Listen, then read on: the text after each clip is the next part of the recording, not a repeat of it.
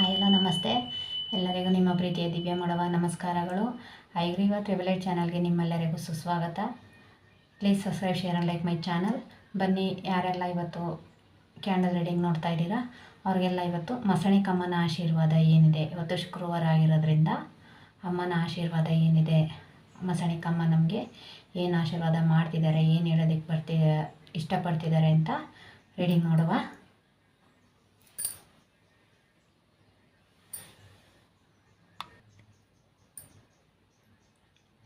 ಅಮ್ಮ ಏನು ಹೇಳ್ತಿದ್ದಾರೆ ಅಂತ ನೋಡುವ. ಅಮ್ಮ ನಿಮಗೆ ನಿಮ್ಮ ಜೊತೆನಲ್ಲೇ ಇದ್ದೀನಿ ಅಂತ ಹೇಳ್ತಿದ್ದಾರೆ. ಆದರೆ ಅಮ್ಮನ ದಯವಿಟ್ಟು ಯಾರೋ ಅವಮಾನ ಮಾಡಬೇಡಿ. ಅಮ್ಮ ಇಲ್ಲ ಅಂತ ಕೂಡ ಯಾರೋ ಅಂದ್ಕೋಬೇಡಿ. ನಾನು ನಿಮ್ಮ ಜೊತೆನೇ ಇದ್ದೀನಿ. ನನ್ನ ಶಕ್ತಿನ ನಿನಗೆ ಸದ್ಯದಲ್ಲೇ ನಾನು ತೋರಿಸ್ತೀನಿ. ಯಾರು ನಿನಗೆ ಏನು ಮಾಡಿದ್ದಾರೆ ಅದು ಅವರಿಗೆ ಆಗೋ ಹಾಗೆ ನಾನು ಮಾಡ್ತೀನಿ. ನನ್ನ ಹೆಸರನ್ನು ನಾನು ಉಳಿಸ್ಕೊತೀನಿ, ನಿನ್ನ ನಂಬಿಕೆನ ನಾನು ಉಳಿಸ್ತೀನಿ ಅಂತ ಹೇಳ್ತಿದ್ದಾರೆ. ಯಾರೆಲ್ಲ ಅಮ್ಮನಲ್ಲಿ ಏನಾದರೂ ವಿಷಯಕ್ಕೆ ನೀವು ಕೇಳಿಕೊಂಡು ಬೇಡ್ಕೊಂಡು ಹರಕೆ ಮಾಡ್ಕೊಂಡಿದ್ದೆ ಆದರೆ ನಿಮ್ಮ ಕೋರಿಕೆನ, ನಿಮ್ಮ ಬೇಡಿಕೆನ ನಾನು ನೆರವೇರಿಸ್ತೀನಿ. ನಿಮ್ಮ ಜೊತೆಯಲ್ಲಿ ನಾನಿದ್ದೀನಿ, ನಿಮ್ಮ ನಂಬಿಕೆನ ನಾನು ಉಳಿಸ್ಕೊತೀನಿ, ನಾನಿದ್ದೀನಿ ಅನ್ನೋದನ್ನು ನಿಮಗೆ ತೋರಿಸ್ತೀನಿ ಅಂತ ಅಮ್ಮ ಇಲ್ಲಿ ಹೇಳ್ತಿದ್ದಾರೆ. ಮತ್ತು ಅಮ್ಮನ್ನ ದಯವಿಟ್ಟು ಯಾರೇ ಆದರೂ ನೀನಿಲ್ಲ ಅಂತ ಆಗಲಿ, ಮತ್ತು ನೀನು ಸುಳ್ಳು ಅಂತಾಗಲಿ ದಯವಿಟ್ಟು ಯಾರು ಹೇಳ್ಬಿಡಿ. ಅಮ್ಮನಿಗೆ ಅವಮಾನ ಮಾಡಬೇಡಿ. ಅಮ್ಮನಿಗೆ ಅವಮಾನ ಆದರೆ ತುಂಬ ಪಶ್ಚಾತ್ತಾಪ ಪಡಬೇಕಾಗುತ್ತೆ. ಒಬ್ಬ ವ್ಯಕ್ತಿ ಅವಮಾನ ಆದರೆ ಎಷ್ಟು ನೋವಾಗುತ್ತೋ ಅಂಥದ್ರಲ್ಲಿ ದೇವರನ್ನು ನೀವು ಅವಮಾನ ಮಾಡಿದ್ದೆ ಆದರೆ ತುಂಬ ಪಶ್ಚಾತ್ತಾಪನ ನೀವು ಪಡಬೇಕಾಗತ್ತೆ. ಅದರಿಂದ ಸ್ವಲ್ಪ ಸಮಯ ಕೊಡು, ನಾನು ನಿನ್ನ ನಂಬಿಕೆನ ಉಳಿಸ್ಕೊತೀನಿ ಅಂತ ಅಮ್ಮ ಇಲ್ಲಿ ಹೇಳ್ತಿದ್ದಾರೆ. ದಯವಿಟ್ಟು ಅವ್ರಿಗೆ ಅವಮಾನ ಮಾಡಬೇಡಿ. ಮತ್ತು ಕೆಲವರು ಹೋಗಿ ಪೂಜೆ ಕೊಟ್ಟು ಬನ್ನಿ ಅಮ್ಮನಿಗೆ. ಆದಷ್ಟು ಗುರುವಾರ ಹೋಗಿ ನೀವು ಪೂಜೆ ಕೊಟ್ಟಿದ್ದೆ ಆದರೆ, ಯಾಕಂದರೆ ಅಮ್ಮ ಹುಟ್ಟಿದ ದಿನ ಗುರುವಾರ ಆಗಿರೋದ್ರಿಂದ ಗುರುವಾರ ಹೋಗಿ ನೀವು ಪೂಜೆ ಕೊಟ್ಟು ಬಂದರೆ ತುಂಬ ಒಳ್ಳೆಯದಾಗತ್ತೆ. ಹರಕೆ ಕೂಡ ತೀರಿಸ್ತೀನಿ ಅಂತ, ಇಲ್ಲ ಹರಕೆ ಕೊಡ್ತೀನಿ ಅಂತ ಕೂಡ ನೀವೇನಾದರೂ ಹರಕೆ ಮಾಡ್ಕೊಂಡಿದ್ರೆ ಅದು ಕೂಡ ಆಗೋದ್ರಲ್ಲಿ ಇದೆ. ಸದ್ಯದಲ್ಲೇ ಅಮ್ಮ ನಿಮ್ಮ ಮನೆಗೆ ಮುತ್ತೈದೆ ರೂಪದಲ್ಲಾದರೂ ಬರ್ಬೋದು, ಇಲ್ಲ ಒಂದು ಮಗು ರೂಪದಲ್ಲಾದರೂ ನಿಮ್ಮ ಮನೆಗೆ ಅಮ್ಮ ಬರ್ಬೋದು. ಅದರಿಂದ ಕೂಡ ನಿಮಗೆ ಏನಾದರೂ ಒಂದು ಬದಲಾವಣೆ ಕಾಣಿಸ್ಬೋದು. ಅಮ್ಮ ಬಂದು ಹೋದ್ರು, ಅದರಿಂದನೇ ನನ್ನ ಲೈಫಲ್ಲಿ ಬದಲಾವಣೆ ಆಗಿದೆ ಅಂತ ಕೂಡ ನಿಮಗೆ ಅನ್ನಿಸ್ಬೋದು. ಆ ರೀತಿ ಒಂದು ಬದಲಾವಣೆನ, ಒಂದು ನಂಬಿಕೆನ ನಿಮ್ಮಲ್ಲಿ ಮತ್ತೆ ಅಮ್ಮ ತರ್ತಿದ್ದಾರೆ. ಮತ್ತು ಅಮ್ಮನ ಹೆಸರಲ್ಲಿ ಕರ್ಪೂರನ ಹಚ್ಚಿ, ನೀವು ಏನು ಪೂಜೆ ಮಾಡ್ತಿದ್ದೀರಾ ಅಮ್ಮನ ಹೆಸರಲ್ಲಿ ಒಂದು ಕರ್ಪೂರ, ಅಂದರೆ 1, 2 ಅಂತಲ್ಲ, ಒಂದು ಇಡಿ ಅಷ್ಟು, ನಿಮ್ಮ ಕೈನಲ್ಲಿ ಒಂದು ಇಡಿಯಷ್ಟು ಕರ್ಪೂರನ ತಗೊಂಡು ನೀವು ಅಮ್ಮನ ಹೆಸರಲ್ಲಿ ಮನೆ ಬಾಗಿಲಲ್ಲಿ ಅಥವಾ ಮನೆ ಮುಂದೆಗಡೆ ಆಚೆ ಹೊರಗೆ ಇಟ್ಟು ನಿಮ್ಮ ಆಸೆ ಅಥವಾ ನಿಮ್ಮ ಹರಕೆನ ಹೇಳ್ಕೊಂಡು ನೀವು ಒಂದು ಇಡೀ ಕೈಲಿ ಕರ್ಪೂರನ ಇಟ್ಟು ಹಚ್ಚಿದ್ದೆ ಆದರೆ ಅದು ಆಗುತ್ತೆ. ಆ ಜ್ಯೋತಿ ಎಷ್ಟು ಜೋರಾಗಿ ಉರಿಯುತ್ತೋ ಅಷ್ಟು ಬೇಗನೆ ನಿಮ್ಮ ಆಸೆ ಕನಸು ನೆರವೇರುತ್ತೆ ಅಂತ ಇಲ್ಲಿ ಅಮ್ಮ ಹೇಳ್ತಿದ್ದಾರೆ. ಆ ಉರಿಯೋ ಬೆಳಕಿಂದ, ಏನು ನೀವು ಕರ್ಪೂರ ಹಚ್ಚಿರ್ತೀರಲ್ಲ, ಆ ಹಚ್ಚಿರೋ ಜ್ಯೋತಿಯಿಂದ ನಿಮಗೆ ಆಗಿರುವಂಥ ಎಲ್ಲ ಕೆಡುಕು ಕೂಡ ನಾಶ ಆಗುತ್ತೆ. ನಾಶ ಮಾಡ್ತೀನಿ ನಾನು, ಹಚ್ಚಿ ಬಾ ಅಂತ ಹೇಳ್ತಿದ್ದಾರೆ ಅಮ್ಮ. ನೀವು ಕೆಲವರು ದೇವಸ್ಥಾನದ ಹತ್ರ ಹೋಗಿ ಕೂಡ ಹಚ್ಬೋದು, ಆದರೆ ದೇವಸ್ಥಾನ ತುಂಬ ದೂರ ಇದೆ, ಹೋಗೋದಕ್ಕಾಗಲ್ಲ ಅನ್ನೋರು ಮನೆ ಬಾಗಿಲಲ್ಲಿ ಅಂದರೆ ಸ್ವಲ್ಪ ಹೊರಗೆ ಹಚ್ಚಿ ಮಾಡೋದ್ರಿಂದ, ಅಮ್ಮನ ಬೇಡ್ಕೊಳ್ಳೋದ್ರಿಂದ ಒಳ್ಳೆಯದಾಗುತ್ತೆ. ಮತ್ತು ಯಾರಾದರೂ ಚಿಕ್ಕ ಮಕ್ಕಳು, ಹೆಣ್ಮಕ್ಳನ್ನ ಕೆಟ್ಟ ಪದದಲ್ಲಿ ಬೈಬೇಡಿ. ಅದು ಯಾಕಂದರೆ ನಿಮ್ಮ ಮನೆ ದೇವರು ಒಂದು ಮಗುವಿನ ರೂಪದಿಂದ ಅಮ್ಮ ಆಗಿರೋದ್ರಿಂದ ದಯವಿಟ್ಟು ನಿಮ್ಮ ಮನೆಯಲ್ಲಿ ಮಗು ರೂಪದಲ್ಲಿ ಅಮ್ಮ ಇರ್ಬೋದು. ಅದರಿಂದ ಮಕ್ಕಳನ್ನ ದಯವಿಟ್ಟು ಕೆಟ್ಟ ಪದದಲ್ಲಿ ಬೈಬೇಡಿ. ಮಗು ರೂಪದಲ್ಲಿ ಅಮ್ಮ ನಿಮ್ಮ ಮನೆಯಲ್ಲಿ ಇದ್ದಾರೆ, ಅವರಿಗೂ ನೋವಾಗುತ್ತೆ. ಮಕ್ಕಳಲ್ಲಿ ದೇವರನ್ನು ನೋಡಿ, ಮಗುನಲ್ಲಿ ನನ್ನನ್ನು ನೋಡಿ ಅಂತ ಅಮ್ಮ ಹೇಳ್ತಿದ್ದಾರೆ.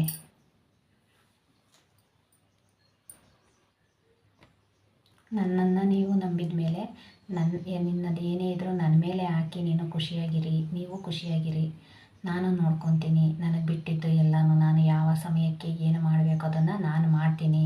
ಅದರ ಚಿಂತೆ ಬಿಟ್ಟು ಖುಷಿಯಾಗಿರಿ, ನಿಮ್ಮನ್ನು ನೀವು ಖುಷಿಯಾಗಿ ಇಟ್ಕೊಳ್ಳಿ ಅಂತ ಕೂಡ ಅಮ್ಮ ಹೇಳ್ತಿದ್ದಾರೆ. ಕೆಲವರಿಗೆ ಇಲ್ಲಿ ಮದುವೆ ಆಗುತ್ತೋ ಇಲ್ವೋ ಅಂತ ಕೂಡ ಅಂತ ಅಂದ್ಕೊಂಡಿರ್ಬೋದು. ಆಗುತ್ತೆ. ಕೆಲವರು ಅಮ್ಮನ ದೇವಸ್ಥಾನದಲ್ಲೇ ಹೋಗಿ ಮದುವೆ ಮಾಡ್ಕೊಳ್ಳೋರು ಕೂಡ ಇದ್ದೀರಾ. ಒಳ್ಳೆಯದಾಗಲಿ ನಿಮಗೆ. ಕೆಲವರು ದುಡ್ಡಿನ ಸಮಸ್ಯೆಯಿಂದ ಕೂಡ ಬಳಲ್ತಾ ಇದ್ದೀರಾ. ದುಡ್ಡಿನ ಸಮಸ್ಯೆ ಇರೋರು ಕೂಡ ಅಮ್ಮನಲ್ಲಿ ಕೇಳ್ಕೊಳ್ಳಿ, ಅದು ಕೂಡ ನೆರವೇರುತ್ತೆ. ಕೆಲವರಿಗೆ ಹುಣ್ಣಿಮೆ ಅಷ್ಟರಲ್ಲೇ ನಿಮ್ಮ ಸಮಸ್ಯೆಗೆಲ್ಲ ಪರಿಹಾರ ಸಿಗುತ್ತೆ ಅಮ್ಮನ ಆಶೀರ್ವಾದದಿಂದ.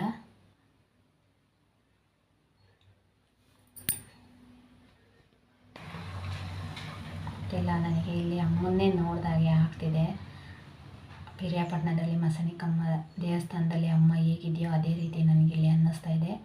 ದಯವಿಟ್ಟು ಅಮ್ಮನ್ನ ಯಾರು ನೀನಿಲ್ಲ ಅಂತ ಪೂಜೆ ಮಾಡ್ದಲೇ ಇದ್ದೀರಾ, ದಯವಿಟ್ಟು ಅವರು ಅಮ್ಮನ ಪೂಜೆ ಮಾಡಿ.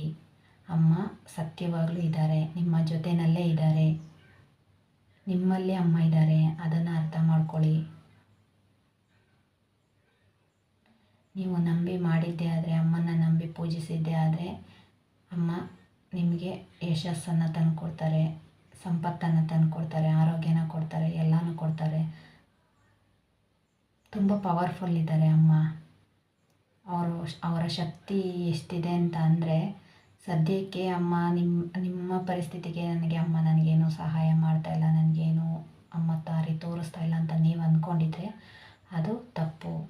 ಅಮ್ಮ ಒಂದು ಸಮಯಕ್ಕಾಗಿ ಕಾಯ್ತಾ ಇದ್ದಾರೆ. ಆ ಸಮಯಕ್ಕೆ ತಕ್ಕ ಪ್ರತಿಫಲನ ಅಮ್ಮ ಕೊಟ್ಟೇ ಕೊಡ್ತಾರೆ. ಆವಾಗ ನಿಮಗೆ ಮಸಣಿಕಮ್ಮನ ಶಕ್ತಿ ಏನು ಅನ್ನೋದು ಗೊತ್ತಾಗುತ್ತೆ. ಅಲ್ಲಿವರೆಗೂ ನೀವು ಅಮ್ಮನ ನಂಬೋದಿಲ್ಲ, ಆದರೆ ದಯವಿಟ್ಟು ನಂಬಿದ್ದೆ ಆದರೆ ಅತಿ ಶೀಘ್ರದಲ್ಲೇ ಅಮ್ಮನ ಶಕ್ತಿ, ಅಮ್ಮನ ಸ್ವರೂಪ, ಅಮ್ಮ ಏನು ಅನ್ನೋದು ನಿಮಗೂ ಗೊತ್ತಾಗುತ್ತೆ. ಅಮ್ಮ ಇಲ್ಲ ಅಂತ ಹೀಯಾಳಿಸಿರೋರ್ಗೂ ಗೊತ್ತಾಗುತ್ತೆ. ಅಮ್ಮನ ಭಕ್ತರಿಗೆ ತೊಂದರೆ ಕೊಟ್ಟಿರೋರ್ಗೂ ಕೂಡ ಗೊತ್ತಾಗುತ್ತೆ.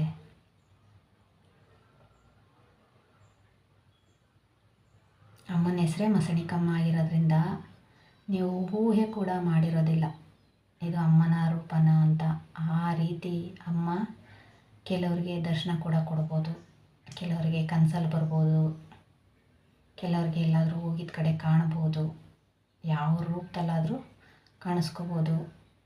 ಆದ್ದರಿಂದ ದಯವಿಟ್ಟು ಆದಷ್ಟು ಎಚ್ಚರಿಕೆಯಿಂದ ಇರಿ. ಅಮ್ಮ ಕಾಣಿಸ್ಕೊಂಡಾಗ ನಿಮ್ಮ ಕೋರಿಕೆ ಏನಿದೆ, ನಿಮ್ಮ ಆಸೆ ಏನಿದೆ ಅದನ್ನು ಅಮ್ಮನಲ್ಲಿ ಕೇಳ್ಕೊಳ್ಳಿ. ಅಮ್ಮನ ಅಷ್ಟೇ ಭಕ್ತಿಯಿಂದ ಪೂಜೆ ಮಾಡಿ.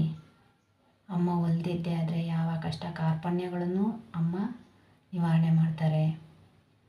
ನಿಮ್ಮನ್ನು ಎಲ್ಲ ರೀತಿಯ ಸಮಸ್ಯೆಯಿಂದ ಕಾಪಾಡ್ತಾರೆ. ನಿಮ್ಗೆ ಯಾವುದೇ ರೀತಿಯ ತೊಂದರೆ ಆಗದೇ ಇರೋ ರೀತಿ ಅಮ್ಮ ನೋಡ್ಕೊತಾರೆ.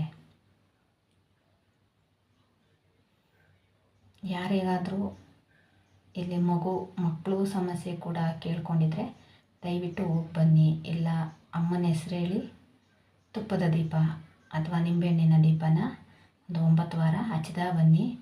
ಆ ಹಚ್ತಾ ಬರೋ ಟೈಮಲ್ಲಿ ಅಮ್ಮನ ಗುರುವಾರದ ದಿನವೇ ಹಚ್ಚಿ, ಅಮ್ಮ ಹುಟ್ಟಿದ ದಿನ ಹಚ್ಚಿ. ಅಮ್ಮ ಹುಟ್ಟಿದ ದಿನವೇ ಗುರುವಾರನೇ, ಪ್ರತಿ ಗುರುವಾರ 9 ವಾರ ಹಚ್ಚಿ ಮಾಡ್ತಾ ಬಂದಿದ್ದೆ ಆದರೆ ದಯವಿಟ್ಟು ಅವತ್ತಿನ ದಿನ ಮಾತ್ರ ನೀವು ನಾನ್ ವೆಜ್ಜನ್ನು ತಿನ್ನೋದಕ್ಕೆ ಹೋಗಬೇಡಿ. ನೀವು ಏನು ತುಪ್ಪದ ದೀಪ ಅಥವಾ ನಿಂಬೆಹಣ್ಣಿನ ದೀಪ ಹಚ್ತೀರಾ ಅಲ್ವಾ, ಅಂಥ ದಿನ ಆದಷ್ಟು ನೀವು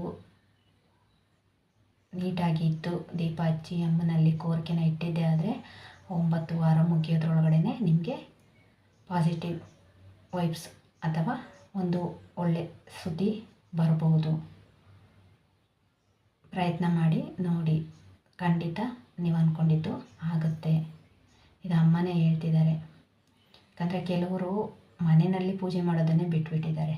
ನೀನಿಲ್ಲ, ನೀನು ಸುಳ್ಳು, ನಿನ್ನನ್ನು ನೀನು ಪೂಜೆ ಮಾಡಬೇಕು ಅಂತ ಕೂಡ ಅಮ್ಮನ ಪ್ರಶ್ನೆ ಮಾಡಿ ಬಿಟ್ಬಿಟ್ಟಿದ್ದಾರೆ. ಆದರೆ ದಯವಿಟ್ಟು ಹಾಗೆ ಮಾಡಬೇಡಿ. ಯಾರ್ಯಾರು ಅಮ್ಮನ ಪೂಜೆ ಮಾಡ್ತಾಯಿಲ್ಲ ಅಂಥವ್ರು ದಯವಿಟ್ಟು ಅಮ್ಮನ ಪೂಜೆ ಮಾಡ್ತಾ ಬನ್ನಿ. ಪ್ರತಿ ಗುರುವಾರ ಅಮ್ಮನ ವಾರ ಆಗಿರೋದ್ರಿಂದ ಪೂಜೆ ಮಾಡ್ತಾ ಬನ್ನಿ. ನಿಜವಾಗ್ಲೂ ನೀವು ಅಂದ್ಕೊಂಡಿದ್ದಕ್ಕಿಂತ ಹೆಚ್ಚಿನ ಪ್ರತಿಫಲನ ನೀವು ಕಾಣ್ತೀರಾ. ದಯವಿಟ್ಟು ನೆಗ್ಲೆಕ್ಟ್ ಮಾಡಬೇಡಿ, ತುಂಬ ಒಳ್ಳೆಯದಾಗುತ್ತೆ. ಅಮ್ಮ ನಿಮ್ಮ ಜೊತೆಯಲ್ಲೇ ಇದ್ದಾರೆ, ನಿಮ್ಮನ್ನು ಖಂಡಿತ ಕಾಪಾಡ್ತಾರೆ.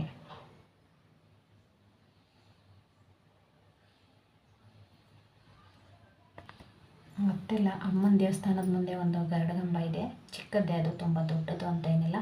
ಅದ್ರ ಮೇಲೂ ಕೂಡ ಪ್ರತಿ ಕ್ಷಣ ಜ್ಯೋತಿ ಉರಿತಾ ಬಂದರೆ ಅಮ್ಮನ ಶಕ್ತಿ ಇನ್ನೂ ಜಾಸ್ತಿ ಆಗುತ್ತೆ ಅಂತ ಇಲ್ಲಿ ಅನ್ನಿಸ್ತಿದೆ. ಕೆಲವರು ಅಲ್ಲಿ ಹಚ್ಚೋದಿಲ್ಲ, ಸ್ವಲ್ಪ ಸಮಯ ಮಾತ್ರ ಹಚ್ಚಿರುತ್ತೆ, ಆಮೇಲೆ ಹಚ್ಚೋದಿಲ್ಲ. ಅದರಿಂದ ಅದ್ರ ಮೇಲೆ ಪ್ರತಿ ಕ್ಷಣ ಕೂಡ ಯಾವಾಗಲೂ ಜ್ಯೋತಿ ಉರಿದಿದ್ದೆ ಆದರೆ ಅಮ್ಮನ ಶಕ್ತಿ ಏನಿದೆ ಅದು ಇನ್ನಷ್ಟು ದುಪ್ಪಟ್ಟಾಗುತ್ತೆ ಅಂತ ಇಲ್ಲಿ ಮೆಸೇಜ್ ಬರ್ತಿದೆ. ಎಲ್ರಿಗೂ ಒಳ್ಳೆಯದಾಗಲಿ. Thank you so much. ಅಲ್ಲಿ ಎಲ್ರಿಗೂ ಇಷ್ಟ ಆಯಿತು ಅಂತ ಅಂದ್ಕೊತೀನಿ. ಎಲ್ರಿಗೂ ಅಮ್ಮನ ಆಶೀರ್ವಾದ ಸಿಗಲಿ. ಅಮ್ಮನ ಆಶೀರ್ವಾದ ಖಂಡಿತ ಇದೆ. Thank you so much. Please subscribe, share and like my channel.